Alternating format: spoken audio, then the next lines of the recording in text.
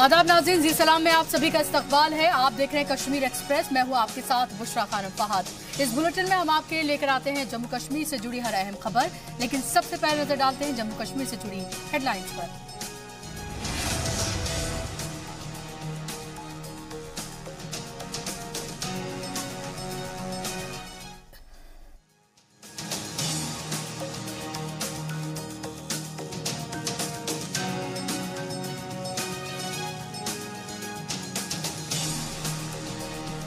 पाक फायरिंग से मुतासरीन के लिए राहत की खबर। हुकूमत अब मुतासरीन को मवेशियों और घरों का भी देगी मुआवजा। पाक ने एक बार फिर की नापाक हरकत। नौशेरा में पाकिस्तान ने की फायरिंग। जवानों के साथ साथ आम शहरियों को भी बनाया निशाना। बीजेपी पीडीपी इत्तेहाद। हुकूमत पर बीजेपी के ही एमएलए रमेश अरोड़ा ने उठाया सवाल। सुपर स्पेशलिटी अस्पताल की सहूलत पर किया जवाब तलब। ऑडिट रिपोर्ट दबाने का भी लगाया इल्जाम। गुज़िश्ता दिनों शोपियां में हुई झड़प पर सियासत हुई तेज। बीजेपी एमएलए राजीव शर्मा ने पत्थरबाजों पर भी केस दर्ज करने का किया मुतालबा। और शोपियां झड़प में जवानों पर दर्ज हुई एफआईआर को लेकर एनसी लीडर शमीमा फिरदौस का हुकूमत से सवाल। कहा, हुकूमत वाज़ेह करे अपना मौक़िफ़।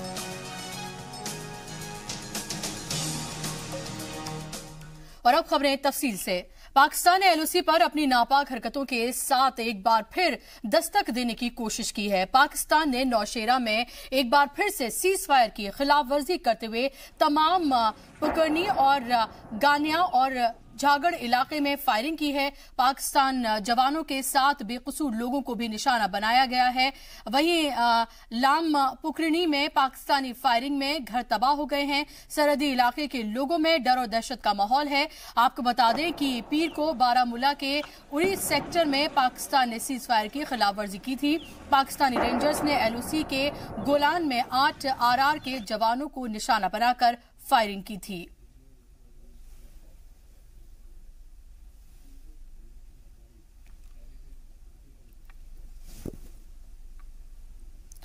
और पाकिस्तान की तरफ से किए गए सीजफायर की गूंज जम्मू कश्मीर असेंबली तक गूंजी है। पाकिस्तान नौशेरा में इसके साथ साथ लाम पुकरनी और गानिया और झागड़ इलाके में जबरदस्त फायरिंग कर रहा है। इसकी जानकारी असेंबली में क्वेश्चन आवर के दौरान नौशेरा के एमएलए रविंद्र रैना ने दी। आपको बता दें कि जम्मू कश्मीर असेंबली में एलओसी पर पाकिस्तान गोलीबारी का मुद्दा उठाते हुए बीजेपी और दीगर सियासी जमातों ने हंगामा किया। इस पर रैना ने डिप्टी सीएम से मामले पर हाई कमीशन मीटिंग का मुतालबा करते हुए लोगों को बंकर मुहैया कराने और महफूज जगह मुहैया कराने की बात की।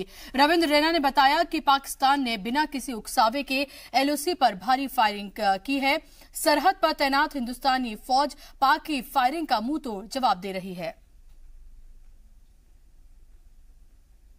जो है वो रिहायशी इलाकों में जहां आम लोगों की बस्तियां हैं, घर हैं, उनको निशाना बनाया जा रहा है। बड़े बड़े गोले और गोलीबारी हो रही है।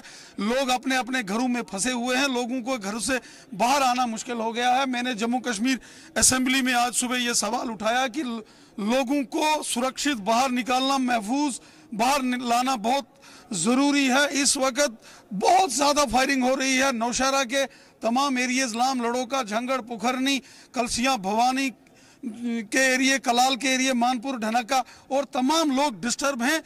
बहुत मुश्किल हालात हैं। लोग घरों से बाहर निकलने के लिए भी डर रहे हैं, इतनी गोलीबारी हो रही है।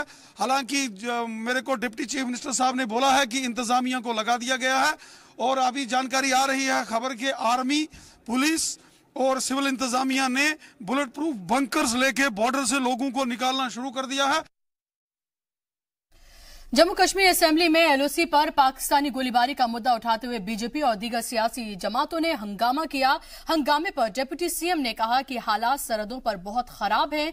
निर्मल सिंह ने इंतजामिया को राजौरी के एलओसी के करीबी इलाके के लोगों को महफूज जगहों और बंकर मुहैया कराने का हुक्म दिया है।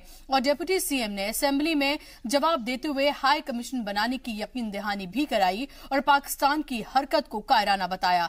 हमारे नुमाइंदे राजन वैद ने डिप्टी सीएम निर्मल सिंह से खास बात की। जिस तरह से पाकिस्तान की ओर से इस वक्त नौशहरा सेक्टर में लगातार फायरिंग और शेलिंग की गई है, हालात जो है वो बद से बदतर हुए हैं। उस पर बात करने के लिए deputy CM doctor Nirmal Singh ji हमारे साथ मौजूद है। सर, किस तरह से इसको देखते हैं आप? देखिए, अभी जो जानकारी मिली है एडमिनिस्ट्रेशन से और हमारे एमएलए जो नौशहरा ने भी इसको असेंबली में रेज किया है, जो जानकारी मिली है वहाँ जो है एलओसी के ऊपर जो नौशहरा सेक्टर है बहुत भारी जो है शेलिंग हो रही है, जिससे वहाँ के जो आम लोगों के ऊपर और ख़ास तौर पर सिविलियंस के ऊपर हो रही है। वहाँ पर जो है आम लोग हैं, स्कूल्स जो हैं उसी एरिया में आते हैं, तो हमने एक हाई लेवल जो टीम है उसको डायरेक्ट किया है चीफ सेक्रेटरी को कि वो वहाँ पर भेजें और इमीडिएटली वहाँ पर जो है वहाँ के लोगों की उनको सेफर जगहों पर ले जाने के लिए वहाँ की उनका जो है रहने का खाने का सारा प्रबंध किया जाए। अभी लेटेस्ट रिपोर्ट हमने मंगवाई है। सर, ऐसे में जो खासकर बच्चे हैं वहाँ पे उनकी पढ़ाई का काफ़ी नुकसान हुआ है, क्या सरकार की कोई प्लानिंग है कि उनको पीछे ला कर उनकी क्लासेस लगाई जाएंगी? देखिए, पिछले बार भी इस एरिया में हमने किया था, डिस्ट्रिक्ट एडमिनिस्ट्रेशन ने और बाकी लोगों ने, कि वहाँ पर जो माइग्रेट किए, 1-2 दिन के लिए माइग्रेशन हो या थोड़ी देर के लिए हो तो नहीं होता, लेकिन पिछले बार जैसे लंबे वक्त के लिए माइग्रेशन थी तो वहाँ उनके स्कूल्स लगे थे, क्योंकि टीचर्स भी वहाँ आ जाते हैं। इस प्रकार का प्रबंध इस बार भी किया जाएगा। और हमने पूरे जो है किया है, डिस्ट्रिक्ट एडमिनिस्ट्रेशन और लोकल एडमिनिस्ट्रेशन है उस रखाव में लगी हुई है, लेकिन हाई लेवल का यहाँ के स्टेट के तरफ से जो है हमने एक सर पाकिस्तान की ओर से लगातार कोशिश की गई। इससे पहले इंटरनेशनल बॉर्डर को निशाना बनाया गया, वहाँ बीएसएफ की और पाकिस्तानी रेंजर्स की जो सेक्टर कमांडर लेवल मीटिंग हुई, उसके बाद ये जो है वहाँ हालात ठीक हो गए। अब एलओसी के ऊपर आपको लगता है बातचीत का माहौल एक बनना चाहिए? देखिए, ऐसा है, पाकिस्तान के ऊपर आप विश्वास नहीं कर सकते। वो कायर देश है और धोखे में विश्वास करता है। 1947 से लेकर जब से वो पाकिस्तान बना है तब से उसका यही अप्रोच है। और एक तरफ तो सेक्टर लेवल के कमांडर्स की मीटिंग होती है जिसमें रेंजर्स और बीएसएफ के लोग करते हैं और वो गुहार लगाते हैं बनी शांति होनी चाहिए, ऐसा होना चाहिए। तो दूसरी तरफ जो है दूसरा बॉर्डर वो खोल देते हैं। तो पाकिस्तान जो है वो अपनी हरकतों से बाज नहीं आता।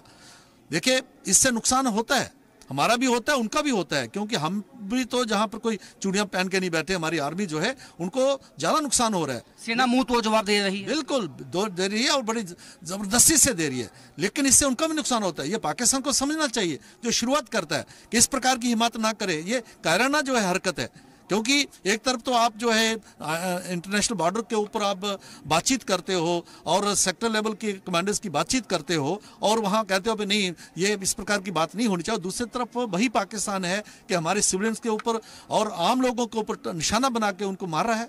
तो ये थे डिप्टी सीएम निर्मल सिंह, जिनका कहना है कि पाकिस्तान एक कायर देश है और उसका भरोसा नहीं किया जा सकता। कैमरामैन आशु के साथ राजन वैद, जी मीडिया, जम्मू। सीज़फायर मुतासरीन के लिए हुकूमत की तरफ से राहत की खबर है। हुकूमत अब सीज़फायर मुतासरीन को मवेशियों और घरों का भी मुआवजा देगी। डिप्टी सीएम निर्मल सिंह ने अजीज सलाम से बात करते हुए कहा कि पहले भी सीज़फायर मुतासरीन को जान माल की भरपाई के लिए मुआवजा दिया जाता रहा है, लेकिन इस बार मरकजी हुकूमत की तरफ से मवेशियों और घरों के लिए भी मुआवजा दिया जाएगा। पिछले बार मुफ्ती हुकूमत ने रियासती फंड से मवेशियों का मुआवजा दिया था। आपको बता दें कि पाकिस्तान की तरफ से लगातार हो रही गोलीबारी से सरहदी इलाकों में दहशत का माहौल है। पाकिस्तान लगातार मकामी बाशिंदों पर और उनके घरों को निशाना बना रहा है, जिससे सरहदी गांवों में लोगों के साथ मवेशियों और घरों को भी नुकसान हो रहा है, जिससे सीज फायर मुतासरीन अपना घर छोड़ने को मजबूर हैं।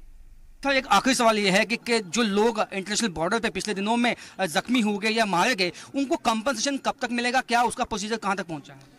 देखिए, ऐसा है कि सिक्योरिटी रिलेटेड जो एक्सपेंडिचर है, इसमें पहली बार जो है होम मिनिस्ट्री ने, जो यूनियन होम मिनिस्ट्री से हमें जो है ये आया है कि जो पशु हैं, पहले क्या था कि 1 लाख कंपनसेशन मिलता और 4 लाख जो है अगर वो नौकरी नहीं थी तो उसको 5 लाख के लगभग मिलता था। ऐसे जख्मी को मिलता था, कम जख्मी है उसको मिलता था, लेकिन पशुओं के लिए नहीं था।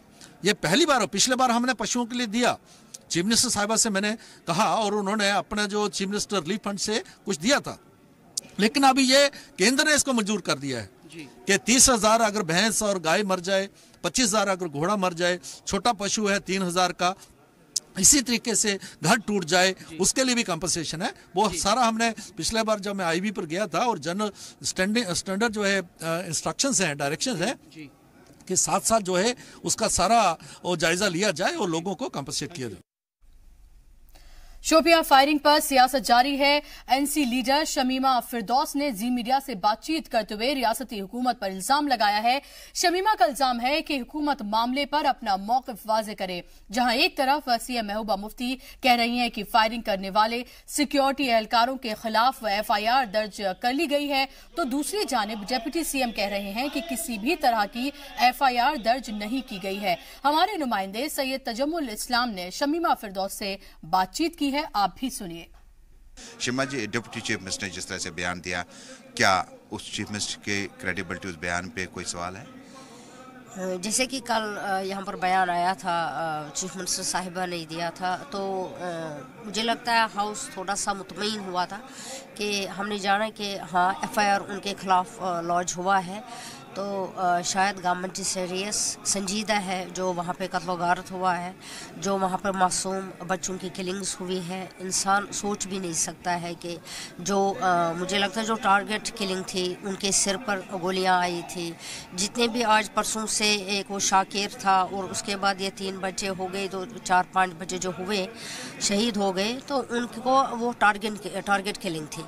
तो उसके बाद जो यहाँ बयान आया चीफ मिनिस्टर साहिबा, वो तो टू सम एक्सटेंट हम मुतमईन हो गए थे, तो हमने सोचा इनके खिलाफ अब कार्रवाई हो जाएगी।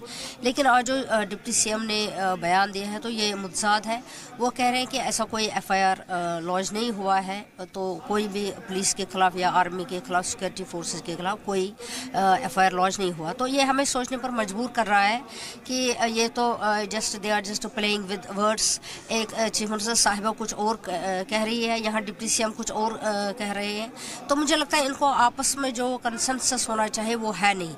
तो अवाम इस बारे में जानना चाहते हैं, मैं भी खुद भी हम परेशान कि आखिर क्या करना। अगर उनको एफआईआर लॉन्च हुआ है तो ठीक, अगर नहीं हुआ तो डिप्टी सीएम ने कैसे, अगर हुआ तो डिप्टी सीएम ने कैसे आज इस बात पे इनकार किया कि कोई नहीं हुआ। तो इसका मतलब है हाउस में जो गवर्नमेंट जो सरकार चला रही है, एक तरफ से पीडीपी है, दूसरी तरफ से बीजेपी है। बीजेपी कुछ अपने अगराज व मकासद के लिए कुछ और कह रही है, पीडीपी कुछ अपने अगराज व मकासद के लिए कुछ और कर रहे हैं। यहाँ से आवाम जो है, लेकिन उमर साहब ने तकरीर में कहा या एफआईआर की बात करें या जुडिशल प्रोब की बात करें, अगर ऑलरेडी आप जुडिशल प्रोब कह रहे हैं, वही उसी तनाजुर में डिप्टी सीएम का बयान है। अगर ऑलरेडी आप जुडिशल प्रोब चला रहे हैं, वहां से आप अगेंस्ट इंडिविजुअल्स एफआईआर करें। उमर साहब ने सही कहा कि ये दो चीज़ें ये साथ साथ चला रहे हैं, दो चीज़ें साथ तो नहीं चलेंगी। अगर एफआईआर है तो हम उस पर सारा कुछ जो हमारा मरकज़ होना चाहिए वो एफआईआर पर होना चाहिए।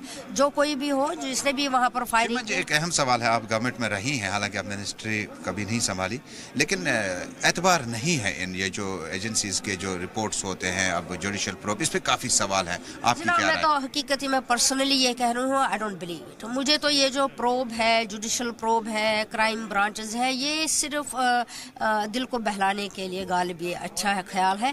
तो ये सिर्फ लोगों को इस तरह से लोग परेशान होते हैं कि या लोग समझते हैं कि हाँ हो रहा है, हो जाएगा, मगर ये कुछ भी इसमें कोई हकीकत नहीं है। क्योंकि आज तक हमने देखा है जितने भी प्रोब हुए हैं, जितने भी जुडिशल इंक्वायरीज हुई है, जितने की क्राइम ब्रांचेस को केसेस उन्होंने सुपुर्द किए हैं, तो आज तक किसी का नतीजा सामने नहीं आया। श्रीनगर में अवामी इत्तेहाद पार्टी के चेयरमैन और एमएलए इंजीनियर रशीद ने एक प्रेस कॉन्फ्रेंस मुनक्किद की, जिसमें उन्होंने मरकजी सरकार पर निशाना साधा और कहा कि मकतूल सरकार ने हाउस में ऐलान किया कि हमने फौज के खिलाफ एफआईआर दर्ज की है। और साथ ही एमएलए रशीद ने उमर अब्दुल्ला के कल के दिए गए असेंबली में बयान की भी मजम्मत की। एमएलए इंजीनियर रशीद ने कहा कि अफसोस की बात है कि एफआईआर के लिए वजीर आला के मरकज से परमिशन लेनी पड़ती है। अनंतनाग में बीजेपी के जनरल सेक्रेटरी अशोक कौल ने प्रेस कॉन्फ्रेंस कर शोपियां मसले पर आर्मी के खिलाफ दर्ज की गई एफआईआर को वापस लेने की बात कही। अशोक कौल ने कहा है कि शोपियां में आर्मी ने जो भी किया वो खुद को महफूज रखने के लिए किया और आर्मी के खिलाफ एफआईआर दर्ज करने से जवानों का मोराल डाउन होगा। साथ ही कहा कि अगर हुकूमत ने मजिस्ट्रेट इंक्वायरी की बात कही है तो मुकम्मल होनी चाहिए। साथ ही पंचायती इंतखाबात पर बोलते हुए उन्होंने कहा कि पंचायती इंतखाबात में रियासत में तरक्की के रास्ते खुलेंगे।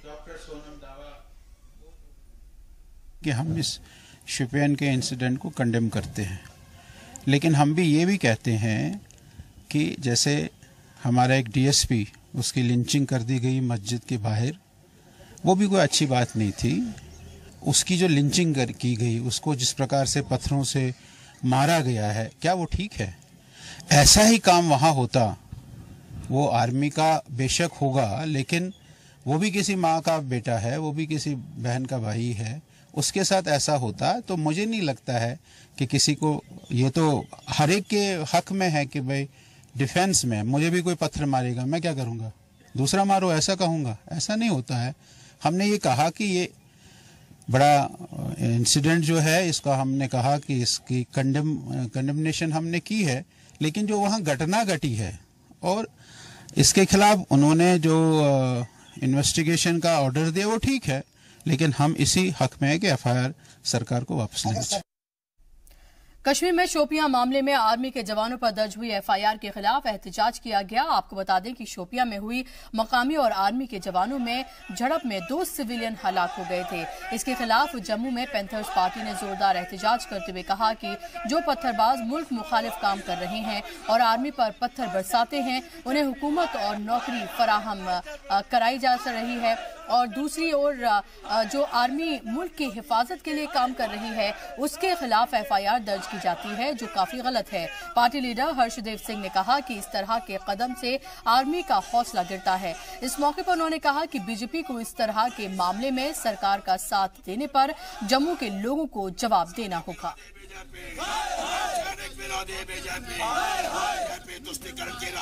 जिस तरीके से मौजूदा सरकार ने आर्मी के खिलाफ एफआईआर लगाई, 302, 307 के केसेस लगाए हैं, हम उसकी कड़ी मजम्मत करते हैं। खास तौर पर भारतीय जनता पार्टी को जम्मू कश्मीर के आवाम को और हिंदुस्तान के आवाम को जवाब देना होगा कि जो आप आर्मी की दुहाई देते थे और ये कहते थे कि मिलिटेंसी के खिलाफ किसी भी किस्म का समझौता नहीं किया जाएगा और जीरो टॉलरेंस होगी, लेकिन जिस तरीके से अलगाववादियों को, पत्थरबाजों को ग्लोरीफाई किया जा रहा है, उनको हीरोज प्रोजेक्ट किया जा रहा है, और आर्मी के ऊपर जिस तरीके से लगातार जो है एफआईआर लगाई जा रही हैं और आर्मी को डिमोरलाइज किया जा रहा है, इससे न केवल जम्मू कश्मीर के राष्ट्रवादी लोग बल्कि हिंदुस्तान का आवाम जो है वो आहत हुआ है। शोपियां में हुई झड़प में आर्मी जवानों पर दर्ज हुई एफआईआर के खिलाफ असेंबली में अखनूर से बीजेपी एमएलए ने राजीव शर्मा ने स्टोन पेल्टर्स के खिलाफ एफआईआर दर्ज करने का मुतालबा किया है। राजीव शर्मा के साथ बीजेपी रियासती सदस्य शर्मा ने भी इस मामले पर असेंबली में आवाज बुलंद की। आपको बता दें कि रियासती हुकूमत स्टोन पेल्टर्स पर दर्ज किए गए मुकदमे वापस ले रही है। ऐसे में उनकी इत्तेहादी जमात बीजेपी और की तरफ से मुतालबा है कि हुकूमत के लिए मुसीबत का सबब ये बनता नजर आ रहा है। इस मसले पर खास बात की हमारे नुमाइंदे राजन वैद ने बीजेपी के एमएलए राजीव शर्मा से। आज जम्मू कश्मीर विधानसभा में एक दफ़ा फिर जिस तरह से सेना के अधिकारियों के ऊपर एफआईआर की गई है शोपियां में, वही जो राजीव शर्मा है बीजेपी के एमएलए ने, उन्होंने ये मांग रखी कि जो स्टोन पेल्टर्स हैं उनके खिलाफ भी एफआईआर की जाए। उससे बात करनी सर, ये जो मसला है, जिस तरह से सिक्योरिटी फोर्सेस को सरकार ने, कल महबूबा मुफ्ती ने कहा कि मोरल डाउन नहीं होगा, तो आपने आज मांग की है कि स्टोन पेल्टर्स के खिलाफ भी ये मुकदमे दर्ज होने चाहिए। जी बिल्कुल, ये कल हमारी तरफ से मांग भी आई थी, और जब मैडम ने एफआईआर की बात कही थी तो उस समय हमारी तरफ से मांग आई थी कि किस लिए एफआईआर लगाई जाए, आर्मी वालों पे किस लिए। अगर कोई हमारा सेना और सुरक्षा का जवान हमारा वहाँ से निकल रहा है, हमारी कोई फौज वहाँ से निकल रही है और उनको वर्दी पे उनकी अटैक किया जाएगा, जब कहीं भी कहीं मिलिटेंट आते हैं, अगर हमारी सेना सुरक्षा के जवान वहाँ पे कोई एनकाउंटर कर रहे हैं तो वहाँ पे भी स्टोन पेल्टर्स आ जाते हैं पत्थर चलाने के लिए, तो एक साइड पे क्यों एफआईआर लगाई जाए, स्टोन पेल्टर्स पे क्यों नहीं लगाई जाए? क्या जवाब क्या मिला? अभी तो कोई जवाब नहीं मिला, लेकिन हमें उम्मीद है कि दोनों तरफ से अगर हमारे आर्मी, सेना और सुरक्षा के जवानों पे FIR लगाई गई है तो इनकी तरफ भी जरूर, स्टोन पैलेस पे भी जरूर FIR लगनी चाहिए। लेकिन PDP का जो पक्ष है, PDP हमेशा से जो है वो कोशिश यही रहती है कि जिस तरह से सेना को भी हिदायत दी गई कि आप उस इलाके से क्यों चले गए, इस तरह की बातें की गई हैं, तो आपको लगता है कहीं ना कहीं PDP जो है वो इस एक तरह से विलन बनाने में लगी है सिक्योरिटी फोर्सेस को? जी, ये सभी जानते हैं कि सिक्योरिटी फोर्सेस का क्या रोल रहा है यहाँ पे। आज तक सिक्योरिटी फोर्सेस ने किस तरीके से काम किया है, ये किसी के कहने से कुछ नहीं होगा, लेकिन हमारी तरफ से यही मांग रहेगी और हम लोग हमेशा अपने सेना और सुरक्षा के जवानों के साथ खड़े हैं। ठीक है, जो भी कल्प्रिट है, हम ये नहीं कहते कि सेना सुरक्षा के जवान, जो कल्प्रिट होगा, चाहे वो हमारा, अगर किसी आर्मी के जवान ने अगर कोई गलत किया है तो उस पर, अगर नहीं तो स्टोन पेल्टर्स जिन्होंने गलत किया उन पर भी पूरी कार्रवाई होनी चाहिए। तो अभी तक आपको जवाब नहीं मिला है, अगर जवाब नहीं दिया जाता और वो FIR नहीं होती स्टोन पेल्टर्स के खिलाफ, तो अब बीजेपी अब सरकार में है, क्या करेगी? तो अभी देखते हैं क्या रिस्पॉन्ड होता है सरकार की तरफ से, फिर आगे का हम आपको बताएंगे क्या होता है। तो ये थे राजीव शर्मा, जिनका कहना है कि सरकार से इन्होंने मांग की है, हालांकि खुद सरकार में है, लेकिन मांग की है कि स्टोन पेल्टर्स के खिलाफ भी जो है FIR दर्ज होने चाहिए और जो भी कल्प्रिट है और उसके खिलाफ सख्त कार्रवाई होनी चाहिए। कैमरामैन आशु के साथ राजन वैद, ज़ी मीडिया जम्मू। और बुलेटिन में फिलहाल रुक रहे एक छोटे से ब्रेक के लिए, जल्द हाजिर होते हैं।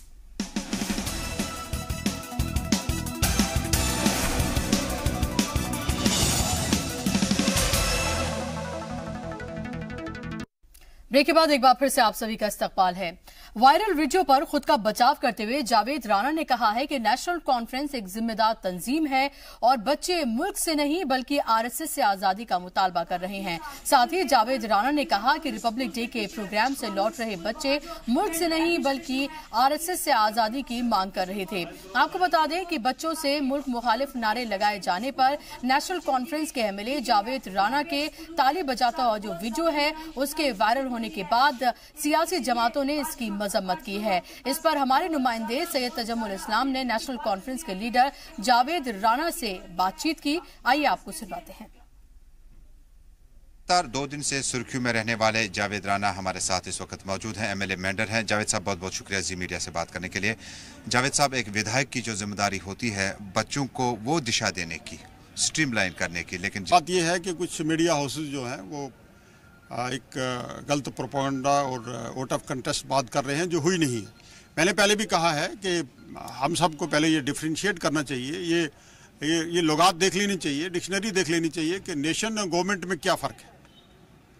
जहाँ तक गवर्नमेंट का तलक है, ये RSS की गवर्नमेंट है, इससे आज़ादी कौन नहीं चाहता है।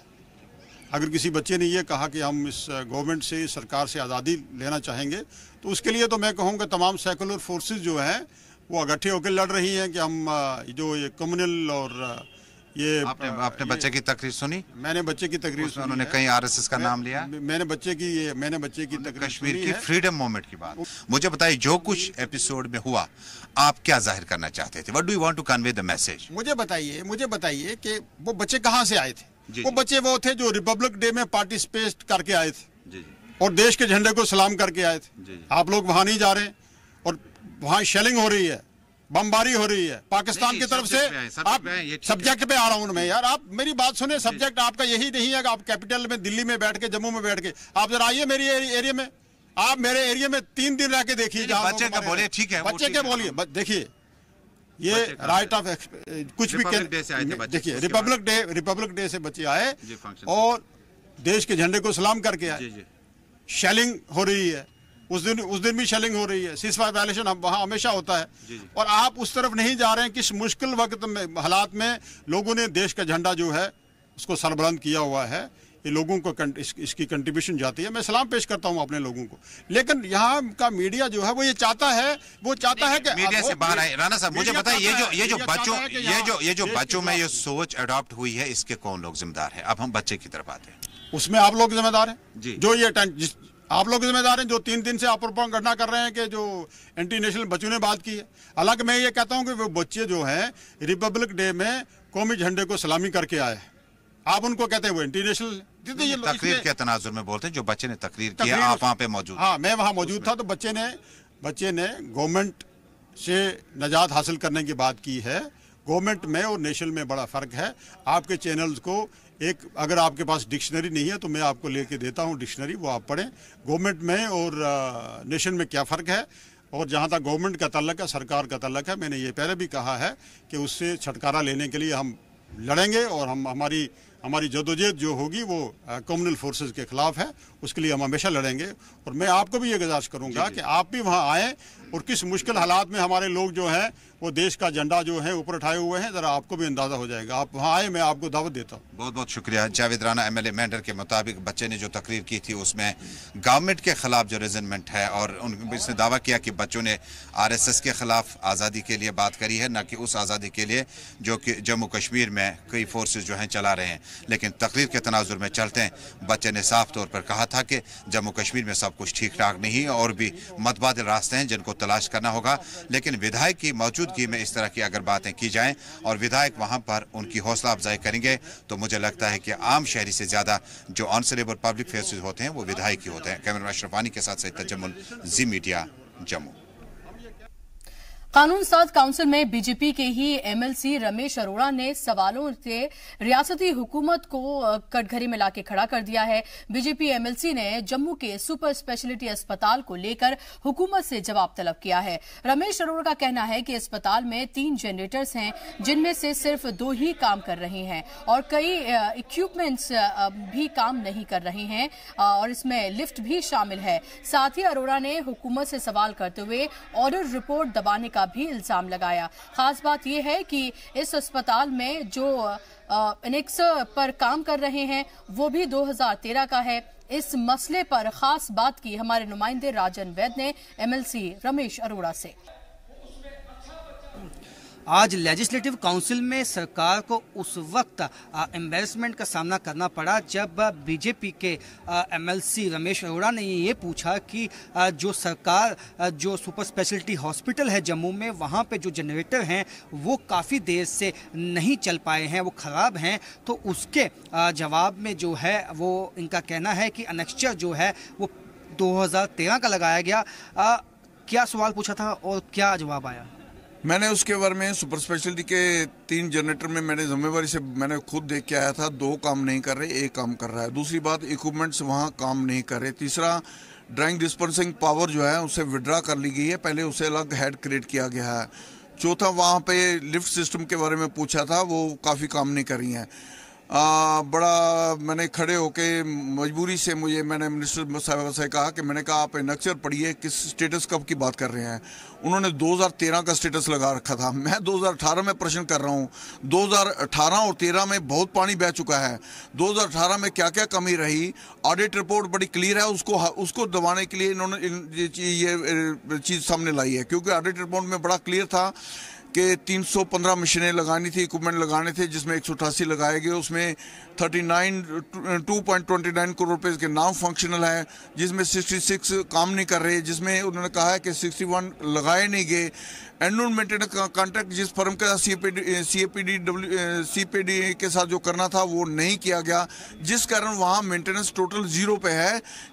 रमेश जी, मेरा एक आखिरी सवाल आपसे ये है कि आप वक्तन जो है इस तरह के इश्यूज उठाते आए हैं और सरकार के ऊपर ही सवालिया निशान लगाते आए हैं। ऐसा क्यों है कि सरकार आपकी है लेकिन आपको फिर भी अपनी आवाज़ उठाने के लिए जो है इस तरह के कदम उठाने पड़े हैं?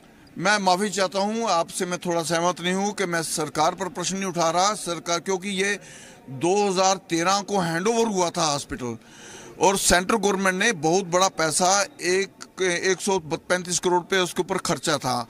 मेरा ये कहना था कहाँ कहाँ वो मिसयूज हुआ है उसकी इंक्वायरी तो हो चुकी, ऑडिट रिपोर्ट सामने आ गई, प्राइम मिनिस्टर स्वास्थ्य सुरक्षा योजना ने की है। लेकिन आपको जो है राह भटकाने की कोशिश की गई है। सीधा आपका कहना है कि 2013 का नशा लगाएगा, दैट मींस कि वो आपको सही पिक्चर बताना नहीं चाहती सरकार। कहना था जिन्होंने भी ये जवाब प्रिपेयर किया वो गैर जिम्मेवार जवाब प्रिपेयर किया था, इसलिए मैंने कमिश्नर सेक्रेटरी को इशारा करके कहा था ये गुजार इम्प्रॉपर है और मैं हाउस से एक्शन क्या मांगते हैं? मैंने उनके खिलाफ ये मांगा कि मैंने कहा एक तो प्रॉपर रिप्लाई पूर्वा दें, एक उन्होंने हाउस ने चेयरमैन साहब ने उनको डायरेक्शन दे दी कि रिप्लाई दिए, दूसरा हाउस में डिस्कशन के लिए उन्होंने कहा है कि डिस्कशन हाफ एन आवर मांगी, हम लोग डिस्कशन रखेंगे, उस पर उन्होंने डिस्कशन एलो कर दिया। तो ये थे रमेश वोरा जिनका कहना है कि सरकार ने गलत आंकड़े सामने पेश करने की जो कोशिश की है उसमें उन्होंने जो है चीफ सेक्रेटरी से और जो कमिश्नर सेक्रेटरी हैं उनसे ये बात कर ली है और उनको उम्मीद है कि आने वाले दिनों में जो सही पिक्चर है, ये जो सही आंकड़े हैं वो जो है काउंसिल में रखे जाएंगे सरकार की तरफ से। कैमरामैन आशु के साथ राजन वैद, जी मीडिया जम्मू। डेली वेजर्स को सही लिस्ट न देने पर नेशनल कॉन्फ्रेंस के एमएलए अब्दुल मजीद लामी ने हुकूमत पर इल्जाम लगाया है। हुकूमत का कहना है कि रियासत में इस वक्त तकरीबन 60,000 डेली वेजर्स हैं, लेकिन हकीकी तौर पर रियासत में इस वक्त 1 लाख से ज्यादा डेली वेजर्स हैं। इस मामले को लेकर अब्दुल मजीद लामी ने जी सलाम से खास बातचीत की, आप भी सुनिए। जम्मू कश्मीर में कैजुअल लेबर और जो डेली वेजर हैं उनकी लिस्ट को लेके जो है ये सवाल पैदा हुए हैं, उस पर बात करेंगे। लालमी साहब, आपने क्या उसमें एक शक शुबहात जो आपने दर्ज करवाया है? बिल्कुल, ये एक अल्ताफ अहमद वानी का सवाल था कि डेली वेजर्स के बारे में जो आपने डिफरेंट सिचुएशन में आपने नंबर्स दिए, फिगर्स दिए हैं, तो कभी आप 60,000, कभी 69,000, कभी 1 लाख, ये लोग कहाँ से आपको मतलब कहाँ से लाते हो? ये फिगर्स आप लाते कहाँ से? हमने कहा ऑनरेबल फाइनेंस मिनिस्टर से आप फिगर्स वो दे दो जो प्रैक्टिकल है। जो हमारे सरकार में 60,000 था, तो आज ये 1 लाख कहाँ बन गया? तो इसके बारे में मैंने इनको बोला कि कई मतलब इलाकों में, कई डिवीजन्स में, कई डिपार्टमेंट्स में इन्होंने अपने लोगों को वहाँ पे मतलब रखा है, अपने लोगों को वहाँ पे एडजस्ट करने के लिए रखा, इसलिए उन्होंने ये गैप रखा है कि 1 लाख नहीं। लेकिन ऐसा सरकार का ऐसा कहना है कि ये जो 60,000 जो मुलाजिम हैं, जो डेली वेजर हैं, ये पिछली सरकारों की देन है। आपको लगता है कि अब नए जो हैं बैकडोर अपॉइंटमेंट्स की गई हैं? जो 60,000 है तो ये कोई खुदा न खास्ता ऐसी बात नहीं है, वही कैजुअल लेबर्स है, वही एनवाईसीज है जो हमारे सरकार में लगे या उससे पहले भी लगे थे। 20-20 साल के लोगों को हो गए। हम कहते हैं कि वो फिगर जो काम कर रहे हैं 10 साल से या 15 साल से या 20 साल से काम करें, उनका तो हक बनता है, हम उनके खिलाफ नहीं है। जो ये अब करने जा रहे हैं, हर डिपार्टमेंट में, हर डिवीजन में अपनी भर्ती, अपने लोगों की भर्ती कराना चाहते हैं, इसलिए बैकडोर तरीके से करना चाहते हैं। हम कहते हैं कि ट्रांसपेरेंसी इसमें होनी चाहिए। हमारे पास भी लोग आते कि डीओ दे दो, सिर्फ एक डीओ दे दो, उससे ही ये मसला हल हो जाए। लेकिन ऐसा देखने को मिलता है जिसकी भी हुकूमत आती है वो अपने जो है लोग लगाने की कोशिश करता है। तो आपको लगता है कि ये जो मौजूदा हुकूमत है ये भी यही उसी राह पे है? नहीं, आपको नहीं लगता है कि जम्मू कश्मीर बैंक का क्या हाल कर लिया उन्होंने? आपको नहीं लग रहा है? आज लोग जो है इन्वेस्ट करने से डरते हैं जम्मू कश्मीर बैंक में। वहाँ पे सेल सेंटर लगा है। मैं एक बैंक का मैं लैंडलॉर्ड हूँ, वहाँ पे 10 लड़कियाँ, उनकी उम्र मुझे नहीं लगता 18 साल होगी, वो वहाँ पे उन्होंने लगा 3 महीने के लिए, फिर उसके बाद एडजस्टमेंट। जैसा कि बैंक जम्मू कश्मीर बैंक में एक ट्रांसपेरेंसी हुआ करती थी, वहाँ ट्रांसपेरेंट तरीके से इंटरव्यूज होते थे, फिर वहाँ पे एडजस्टमेंट हो जाती थी, फिर अपॉइंटमेंट। और आज यहाँ पे एक चिट्ठी लेकर वहाँ पे हर बैंक में, हर जगहों पे और डिपार्टमेंट्स में ऐसा हो रहा है। हम कहते हैं कि ट्रांसपेरेंट तरीके से करें, लोगों का हक है, क्योंकि अगर खुदा ना खास ये नहीं करेंगे, वो लोग जो हकदार हैं वो बेचारे मारे जाएंगे, इसलिए यही कह रहे हैं और कुछ। तो ये थे एमएलए लालमी साहब जिनका कहना है कि सरकार की ओर से जो डेली वेजर्स की जो लिस्ट है उसका सही आंकड़ा सामने पेश नहीं किया गया है अब तक, और जो बैकडोर अपॉइंटमेंट्स हैं खासकर जम्मू कश्मीर बैंक में उसको किया गया है ताकि अपने वर्कर्स को खुश किया जा सके। कैमरामैन आशु के साथ राजन वैद, जी मीडिया जम्मू। कठुआ के हीरानगर में 8 साल की आसिफा के रेप और कत्ल के मामले में और ट्राइबल कोऑर्डिनेशन कमेटी ने एक रैली निकाली और मुजाहिरा किया। रैली एग्जीबिशन ग्राउंड से शुरू हुई और शहर के मुख्तलिफ हिस्सों से गुजरी। इस मौके पर उन्होंने सरकार से आसिफा मामले को जल्द से जल्द हल करने और मुलजिमों को सख्त सजा देने का मुतालबा किया। इस रैली में कमेटी ने सरकार से फॉरेस्ट एक्ट को भी नाफिज करने का मुतालबा किया। उन्होंने कहा कि फिलहाल असेंबली का इजलास चल रहा है और इसलिए हुकूमत को चाहिए कि वो मौजूदा इजलास में फॉरेस्ट एक्ट को नाफिज करे ताकि ट्राइबल तबके के जो लोग हैं उनको जायज उनका हक मिल सके। देखिए जनाब, पूरी रियासत के अंदर हम पिछले 2 महीनों से और बिलखसूस जब से ये सरकार आई है इसके जुल्म और तशद्दुद के खिलाफ चिल्ला रहे हैं। और बहुत सारे मसाइल थे, हमारे फॉरेस्ट राइट का मसला था या और चीजें थी, लेकिन बीच में जो मुझे लगता है और हमारी पूरी टीम को लगता है कि जानबूझ के गवर्नमेंट ने ये एक नया मसला आसिफा वाला खड़ा किया कि हमारी अटेंशन डाइवर्ट हो जाए। और आसिफा, जिस तरह से आपको पता है कि पुलिस की नेग्लिजेंस की वजह से आसिफा का मर्डर, कत्ल और किडनैप हुआ, उसके बाद हमने लोगों के नाम रिवील किए। There is a Sanji Patwari and the son of Sanji Patwari mister Shyama Sharma और दीपू शर्मा जो कि पुलिस में एसपी हुआ है। उन लोगों पे आज तक कोई कार्रवाई नहीं हुई और गवर्नमेंट जो है मासेस को कंफ्यूज करने में लगी हुई है।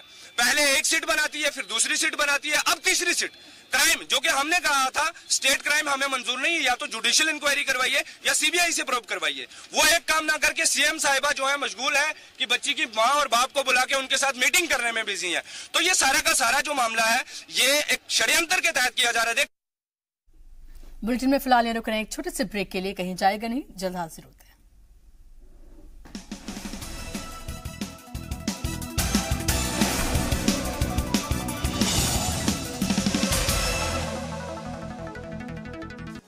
ब्रेक के बाद एक बार फिर से आप सभी का इस्तकबाल है। गांधरबल के नाला सिंध नाले का पानी सूख गया है और उस पर माफियाओं का कब्जा हो गया है। धड़ल्ले से जेसीबी मशीन के जरिए रेत और बजरी निकाली जा रही है। मुकामी जो लोग हैं उनकी शिकायत के बाद भी मुताल्लिक महकमा कुछ भी कार्रवाई नहीं कर रहा है। गांधरबल में मौजूद नाला सिंध नाम का ये वो नाला है जो अमरनाथ गुफा से निकलकर 100 किलोमीटर तक जाकर झेलिम नाले से मिलता है। अगस्त के महीने में नाला सिंध का नजारा देखने लायक होता है। राफ्टिंग के शौकीन खिलाड़ी नाला सिंध में जमकर लुत्फ उठाते हैं। लेकिन इन दिनों जब नाला सिंध का पानी सूख गया तो गांधरबल में माफिया ने नाले से रेत और बजरी निकालने का काम जोर शोर से शुरू कर दिया। इसके लिए बाकायदा जेसीबी मशीन का इस्तेमाल किया जा रहा है। हालांकि कोर्ट ने नाला सिंध से रेत और बजरी निकालने पर पाबंदी लगा रखी है, लेकिन मुताल्लिक महकमे को कुछ नहीं दिख रहा। मुकामी लोग इसमें महकमे की मिलीभगत का इल्जाम लगा रहे हैं। उन्होंने जिला इंतजामिया से भी नाले से इलीगल तौर पर रेत और बजरी निकाले जाने की शिकायत की, लेकिन कोई कार्रवाई नहीं की गई।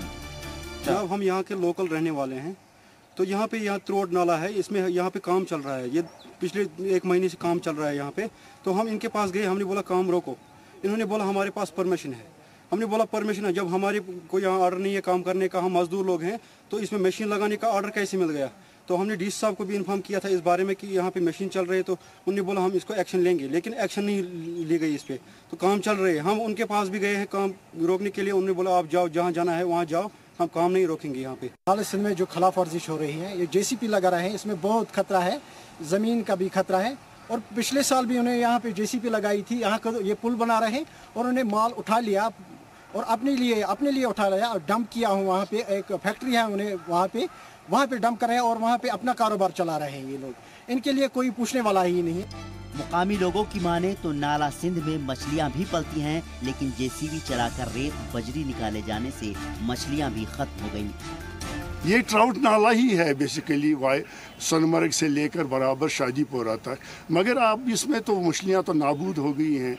बाजरी निकालने के साथ, जेसीपीज़ का इस्तेमाल करने के साथ, पानी कम होने की वजह से इसमें तो बस अब मछलियाँ तो इसमें बिल्कुल ही ख़त्म हो चुकी हैं।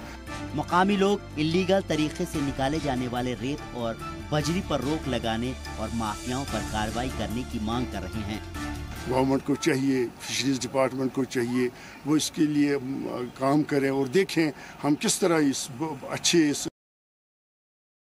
स्पेशी थी, एक कीमती स्पेशी थी, उसको किस तरह हम फिर इस यहाँ पे रिवाइव करें। डिस्ट्रिक्ट एडमिनिस्ट्रेशन से मैं रिक्वेस्ट करता हूँ वो इस पर बिल्कुल जेसीपी का इस्तेमाल न करें। इस तरह से ये तमाम नाला जो है ये हमारी एक तवारी की हैसियत रखता है, ये तहस नहस हो जाएगा इसके सारे। कोर्ट की सख्त पाबंदी के बाद भी जिस तरह धड़ल्ले से नाला सिंध में जेसीबी मशीन चलाकर रेत और बजरी निकाली जा रही है और शिकायत पर भी कोई कार्रवाई नहीं की जा रही, उससे तो लगता है मुताल्लिक महकमा या तो नींद में है या फिर उसी की शह पर गैर कानूनी काम को अंजाम दिया जा रहा है। इंतजामिया और मुताल्लिक महकमे के अफसरान कब इस मामले में कार्रवाई करेंगे, देखने वाली बात होगी। जी सलाम के लिए गांधरबल से वकार मंजूर की रिपोर्ट। सुपोर में एक महीने से लापता ज्वेलरी शॉप चलाने वाले तारिक अहमद मलिक की लाश झेलम नदी से बरामद कर ली गई है। तारिक 26 दिसंबर 2017 को अपनी दुकान से निकले थे और लापता हो गए। बाद में पुलिस ने 4 लोगों को गिरफ्तार किया था, जिन्होंने तारिक का किडनैप कर उसका कत्ल करने की बात को कबूला था। मुलजिमों ने लाश को झेलम नदी में फेंकने की बात भी कबूली थी। तमाम कोशिशों के बाद पुलिस और मुकामी लोगों की मदद से लापता होने के 34 दिन बाद तारिक की लाश झेलम नदी से बरामद कर ली गई है।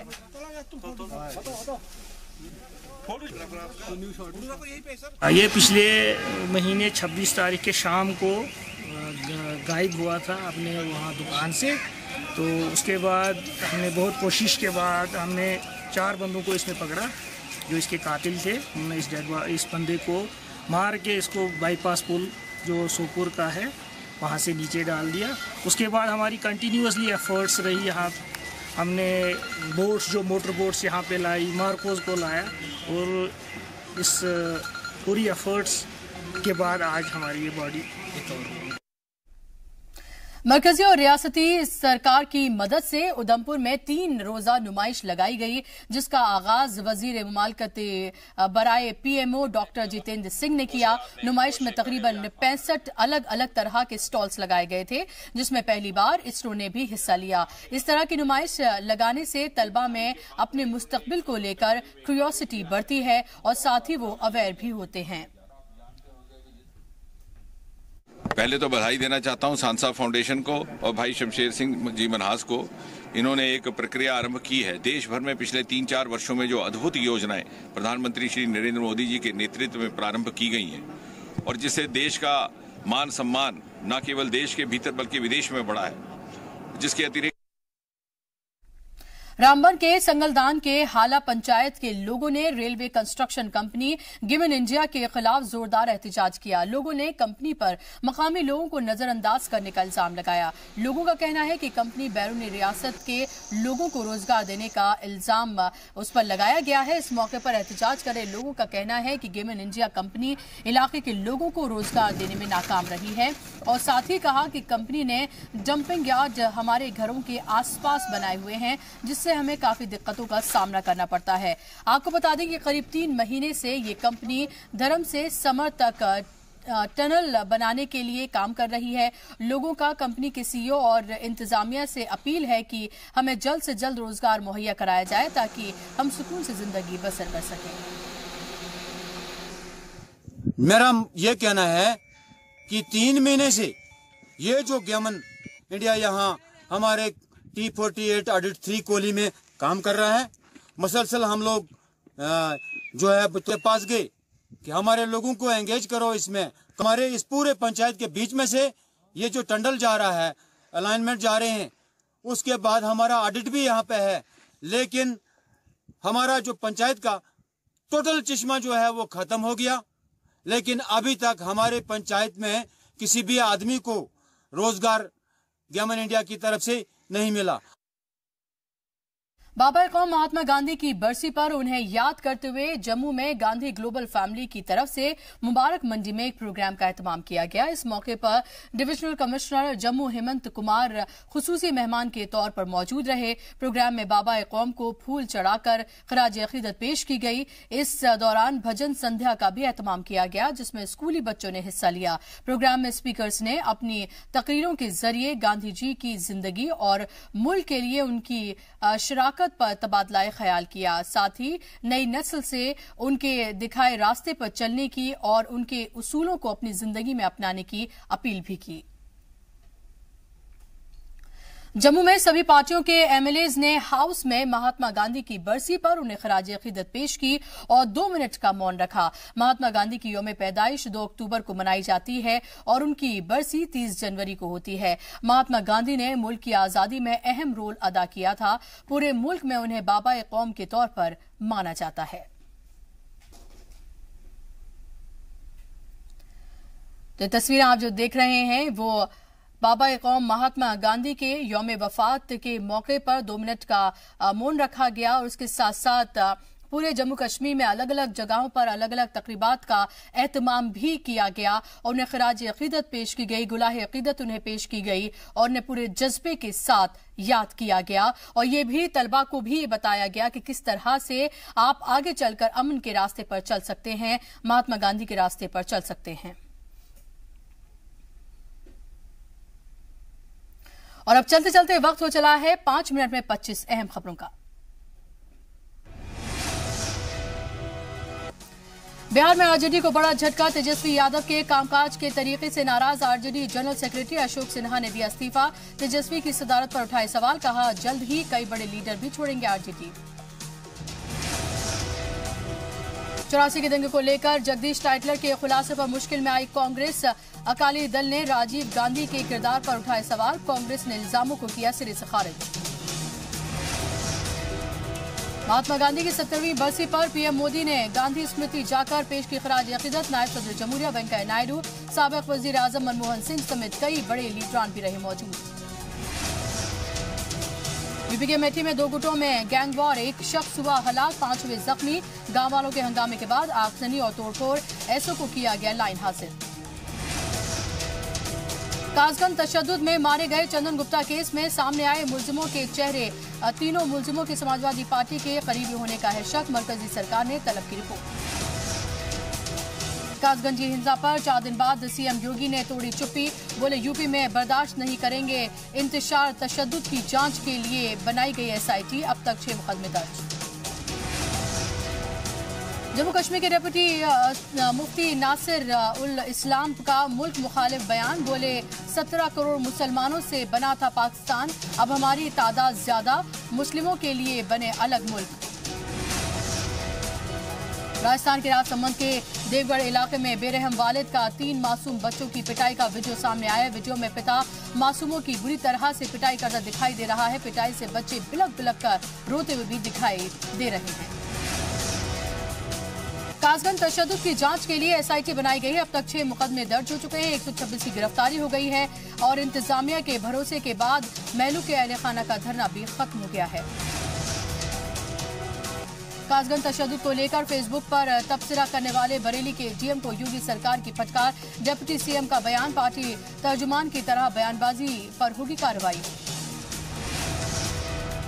दिल्ली बीजेपी सदर मनोज तिवारी का संगीन इल्जाम, सीएम हाउस में मुलाकात के वक्त केजरीवाल ने गुंडे बुलाए थे, दोनों के बीच जमकर हुई बहस, बीजेपी ने थाने में की शिकायत। तिरुपति के पास तिरुमला के जंगलों में मिला बम बनाने का सामान, पुलिस का दावा धमाका तेज जोड़कर किया जा सकता था एक बड़ा धमाका, अब तक किसी की गिरफ्तारी नहीं। इलाहाबाद हाईकोर्ट के जज एसएन शुक्ला में से अदालती काम छीनने की चीफ जस्टिस ने की सिफारिश, 3 जजों की कमेटी की सिफारिश पर हुई कार्रवाई।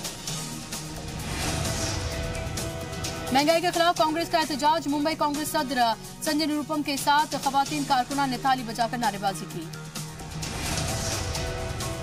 रेपेश बाबा देवेंद्र दीक्षित के गैर कानूनी आश्रम पर दिल्ली नगर निगम का हथौड़ा। यूपी के चंदौली में करीब 3.5 करोड़ के 13 किलो सोने के साथ एक स्मगलर गिरफ्तार। हेल्थ इंडिया के लिए हेपेटाइटिस बी का टीका मुफ्त में लगाने की तैयारी, बजट में मोदी सरकार कर सकती है ऐलान। मुल्क में सीनियर सिटीजन की सिक्योरिटी और बहाल पर सुप्रीम कोर्ट ने जाहिर की फिक्र। रामबन में मुकामी देवताओं के खुश करने के लिए एक प्रोग्राम मुनक्किद किया गया, जिसमें आरती और भोग के साथ थाली डांस के लिए हजारों की तादाद में इकट्ठा हुए अकीदतमंद। स्पोर्ट्स स्टेडियम भदरवा में 3 रोजा फुटबॉल टूर्नामेंट का इनेकाद किया गया, जिसमें भदरवा जोन की 18 टीमें हिस्सा ले रही हैं। गुड़गांव के मिनी सेक्रेटरिएट में 1 रोजा लेप्रोजी अवेयरनेस प्रोग्राम मुनक्किद किया गया। इसमें जिला तरक्याती कमीशन की सदारत में लोगों को गंदगी न फैलाने की सलाह दी गई। उधमपुर जिला कांग्रेस कमेटी की जानिब से 1 रोजा कारकुनान का इजलास मुनक्किद किया गया, जिसमें पार्टी कारकुनान और लीडरान ने हिस्सा लिया। गुलमर्ग और टनमर्ग में ताजा बर्फबारी से लोगों और सयाहों में खुशी का माहौल। सयाहों ने बर्फबारी के बाद गुलमर्ग की खूबसूरती देखकर दिया जन्नत का खिताब। एग्रीकल्चर रिसर्च सेंटर बांदीपोरा में 6 रोजा ट्रेनिंग प्रोग्राम मुनक्किद। हॉर्टिकल्चर डिपार्टमेंट और शेर Kashmir university of agriculture science and technology की जानिब से किया गया मुनक्किद। कोढ़ की बीमारी को लेकर लोगों को बेदार करने के लिए 30 जनवरी से 13 फरवरी 2018 तक एक मुहिम शुरू की गई है।